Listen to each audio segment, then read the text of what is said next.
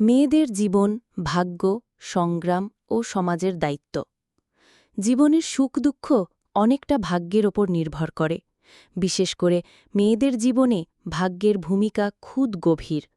সমাজের নিয়মকানুন, পারিবারিক অবস্থান, মানুষের মানসিকতা সবকিছু মিলেই একজন মেয়ের জীবন গড়ে ওঠে। কিন্তু ভাগ্য যদি অনুকূলে না থাকে, তবে গোটা জীবন কেটে যায় শুধু সুখ খুঁজতে খুঁজতে। একজন মেয়ে জন্মের পর থেকেই নানা সীমাবদ্ধতার মধ্যে বেড়ে ওঠে। বাবা মায়ের সংসারে সেই হয়তো আদরে বড় হয়, কিন্তু বিয়ের পর তাকে যেতে হয় নতুন এক ঘরে।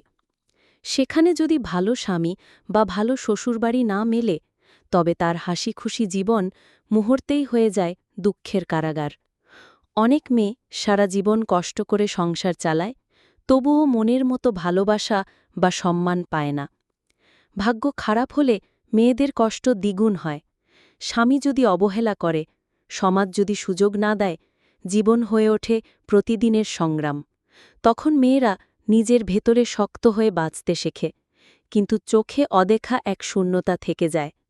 সত্য হল, মেয়েদের জীবন সংবেদনশীল। ভাগ্য ভালো হলে সংসার হয় স্বর্গের মতো, আর ভাগ্য খারাপ হলে জীবন কেটে যায় সুখের সন্ধানে। তাই আমাদের সবার দায়িত্ব শুধু ভাগ্যের ওপর নির্ভর না করে মেয়েদের জীবনে সুখ, সম্মান ও ভালোবাসা নিশ্চিত করা। মেয়েরা শুধু ভাগ্যের ওপর নির্ভর করে বাঁচে না, আমাদের সবার দায়িত্ব তাদের জীবন সুন্দর করা।